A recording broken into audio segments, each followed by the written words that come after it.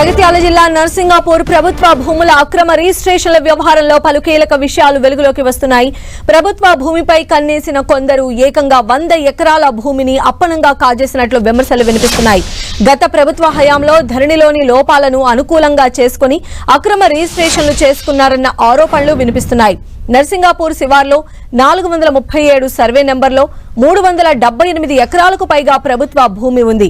ఈ భూమిపైన కన్నేసిన కొందరు గత ప్రభుత్వ హయాంలో ధరణిలో లోపాలను అనుకూలంగా మార్చుకుని రిజిస్ట్రేషన్లు చేసుకున్నట్లు స్థానికుల నుంచి ప్రభుత్వానికి ఫిర్యాదులు వచ్చాయి.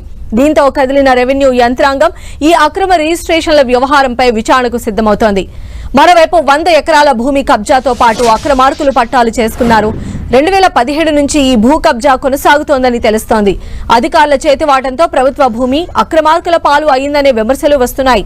సర్వే నెంబర్ 437 భూముల్లో 142 మంది పట్టాలు పొందారని, అయితే ఇందులో 100 మందికి పైగా అనర్హులు ఉన్నారని, వారు అక్రమంగా రైతు బంధు కూడా పొందారని స్థానికులు ఆరోపిస్తున్నారు.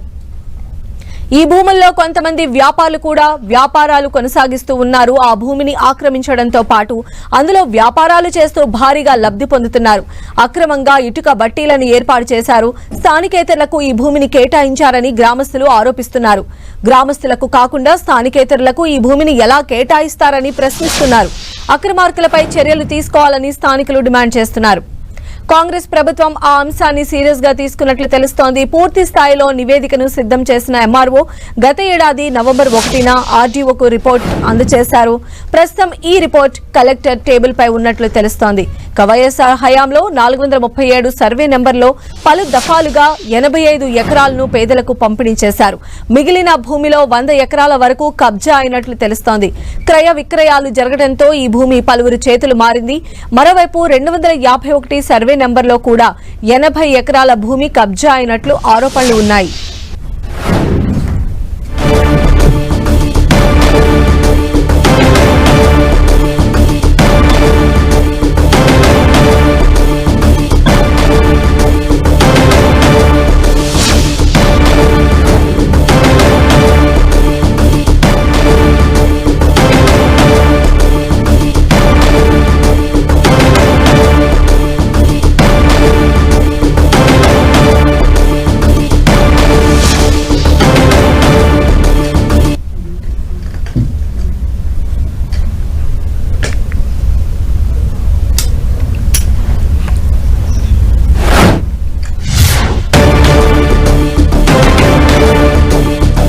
జగిత్యాల జిల్లా నర్సింగాపూర్ భూ కుంభకోణంపై 10 టీవీలో ప్రసారమైన కథనంపై ఎమ్మెల్యే డాక్టర్ సంజయ్ కుమార్ స్పందించారు.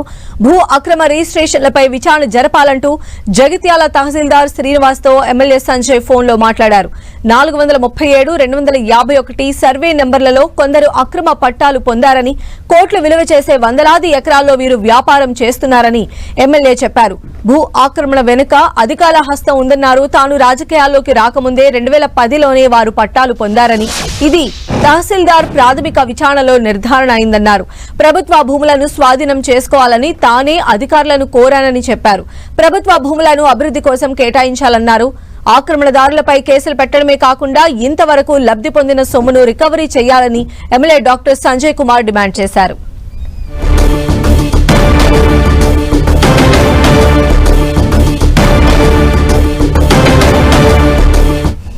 నమస్తే అండి. అదే ఇప్పుడు ఈ నర్సింగాపూర్ 437 మీరు దాదాపు 3-4 నెలల నుంచి సర్వే చేసింది కదా. 11 నెలల కొంత రిపోర్ట్ కూడా సబ్మిట్ చేసింది కలెక్టర్ గారికి, ఆర్డీఓ గారికి. ఇది ఈ పట్టాలు దాదాపు ఎక్కువ 2010-11 అయినాయి కదండి. దాని మీద మళ్ళొకసారి కూడా రిమైండ్ చేయండి. నేను కూడా కలెక్టర్ గారితో మాట్లాడతా రిపోర్ట్, ఆ విషయంలో కొంచెం డీటెయిల్ రిపోర్ట్ చేయండి. Thank you.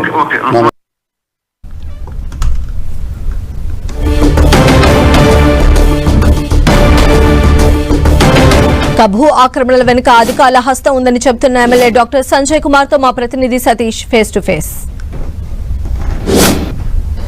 నర్సింగాపూర్ భూ కుంభకోణం పైన ఇటు ఎమ్మెల్యే సంజయ్ కుమార్ కూడా రియాక్ట్ అవుతున్నారు. ప్రస్తుతం నాకు అందుబాటులో ఎమ్మెల్యే సంజయ్ కుమార్ ఉన్నారు. గతంలో కూడా అధికారులకు విచారణ జరపాలని చెప్పి ఎమ్మెల్యే సంజయ్ కుమార్ ఆదేశించినట్టు తెలుస్తుంది. ఒకసారి సంజయ్ కుమార్తో మాట్లాడదాం. చాలా మంది నిరుపేదలు కూడా తమ పంచాలని చెప్పి కోరుతున్నారు. భూములు మాకు ఇవ్వాలి, ఎవరో అనర్హులకు ఇచ్చారా భూములను మాకు ఇవ్వాలంటున్నారు. వారికైనా పంచే అవకాశం ఉందా? అధికారులతో ఒకసారి ఎక్కడి వరకు వచ్చిన స్టేటస్ తెలుసుకునే అవకాశం ఉందా సార్? వాస్తవానికి గతానికి ఇప్పటికీ ఒక తేడా ఉంది. ఇప్పుడు అసైన్ గతంలో శాసనసభ్యులు ఉండేవారు. సో ఆ సందర్భంలో శాసనసభ్యులకు పూర్తి స్థాయి. ఇప్పుడు మేము ఇక్కడికిక్కడ ఇచ్చేది లేదు. ఏదైనా సంఘాలకు ఏమంటే త్రూ కలెక్టర్ గారి ద్వారా కానీ లేదా గవర్నమెంట్కి పంపాల్సిందే. ఎన్ని రెవెన్యూ ల్యాండ్ పెద్ద ఎత్తున పంచాలంటే గవర్నమెంట్కి పంపాల్సిందే. నేను గౌరవ ముఖ్యమంత్రి గారిని కూడా ప్రభుత్వంతో కలిసి పనిచేస్తున్న సందర్భంలో ఈ 437 సర్వే నెంబర్లో ప్రజలకు ఇవ్వాలి, అట్లీస్ట్ వివిధ సంఘాలకు ఇవ్వాలి.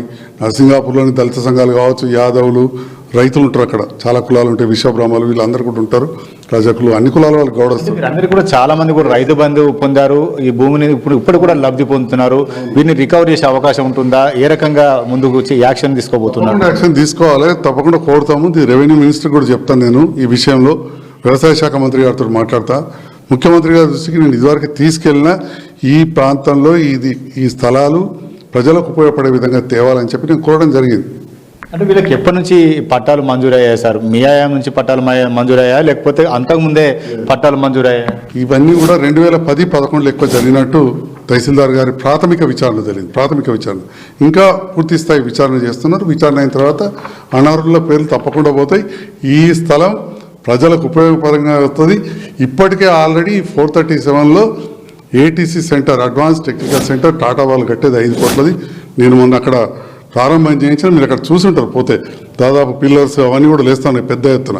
సో ఈ రకంగా ప్రజలకు ఉపయోగపడే విధంగా తీసుకురావడానికి నేను అన్ని విధాలు ప్రయత్నం చేస్తాను. 437 కాదు సార్, 251లో కూడా కబ్జా జరిగినట్టు తెలుస్తుంది. ఇందులో కూడా పట్టాలు పొందినట్టున్నారు. అదేమన్నా మీ దృష్టికి వచ్చిందండి. అందులో కొంత ఎక్స్ సర్వీస్ మెన్స్కు, ఆర్మీ వాళ్ళకి ఇచ్చిండ్రు, ఇందులో కూడా ఇచ్చిండ్రు.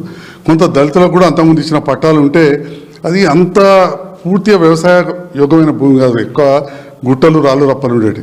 సో వాళ్ళు పేదవాళ్ళు కాబట్టి కొందరు తెలిసి తెలియక డబ్బులకు ఆశపడి ఇప్పుడు రేట్ బాగా పెరిగింది.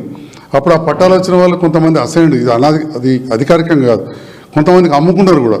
ఆ కేసులు నడుస్తున్నాయి పోలీస్ స్టేషన్కి. ఇవన్నీ కూడా నా దృష్టిలో ఉన్నాయి, ఆ పేర్లు అవన్నీ కూడా. సో పేర్లన్నీ కూడా చెప్తే బాగుండదు, ఎందుకంటే ఇవన్నీ కేసులు నడుస్తున్నాయి పోలీస్ స్టేషన్లకు. SC ST కేసు ఉంది. ఒక రైతు కొనుక్కున్నాడు, మేము అమ్మలేదని. ఇప్పుడు ఆ రైతు నేను ఎప్పుడో కొనుక్కున్నా, వ్యవసాయం చేస్తున్నాను, కేసులు నడుస్తున్నాయి ఈ 437, 250 మీద, 1 మీద. సో ఖచ్చితంగా దీనిపైన ఒకప్పుడేమో విలువ పెద్దగా లేదు. అప్పుడు ఒక 30 కోట్ల ఆస్తి కావాల్సింది 2010-11లో, కానీ ఇవాళ 300 కోట్ల ఆస్తి అయిపోయింది. అంటే ఇంత పెద్ద కోట్ల రూపాయలు విలువ చేసే భూమి ఈరోజు అన్యాక్రాంతం కావడం వెనుకోవచ్చు, పట్టాలు చేయించుకోవడం వెనుకోవచ్చు. అధికారుల నిర్లక్ష్యం ఉందని చెప్పి భావించవచ్చా? అధికారుల పాత్ర పైన అనుమానం వ్యక్తం చేయవచ్చా? తప్పకుండా అధికారుల పాత్ర లేనిది ఎట్లయితుందండి. ఇక్కడే కాదు, పులాస వేణుగోపాల స్వామి ఆలయం పైన కూడా ఉంది. పులాసలో వల్లంకుంట అనే ఒక చెరువును కూడా ఆక్రమించారు. అక్కడ కూడా కొంత పాపం అధికారులు పాజిటివ్గా ఉన్న వాళ్ళు కూడా ఉన్నారు. వల్లంకుంట చెరువు ఆక్రమిస్తే అధికారులు పోయి క్రిమినల్ కేసు కూడా పెట్టారు. నేను కూడా చెప్పిన దాని మీద చర్యలు తీసుకోవాలని చెప్పి.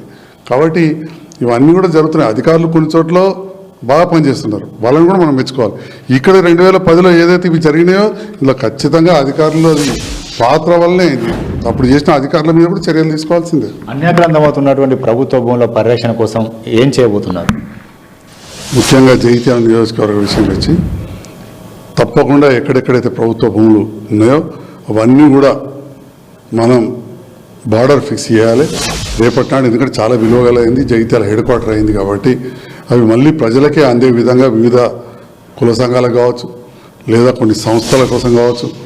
జగిత్యాలకు ఆటో నగర్ అవసరం ఉంది, వెహికల్స్కి పార్కింగ్ కూడా ప్లేస్ లేదు. సో పబ్లిక్ యూటిలిటీ కోసం తీసుకొచ్చే విధంగా ప్రయత్నం చేస్తాం. ఇప్పటివరకు ఈ భూములను మీరు స్వాధీనం చేసుకునే అవకాశం ఉంటుంది సార్? వాస్తవానికి జూన్ 24 అనుకుంటే డేట్, ఒక రోజు అటు ఇటు, నేను ముఖ్యమంత్రి గారికి అప్పుడే ఇచ్చిన ఈ ప్రభుత్వ భూమి 437 ఉన్నది తీసుకోవాలి, ఇది ప్రజలకు ఉపయోగపడే విధంగా చేయాలని చెప్పినాం.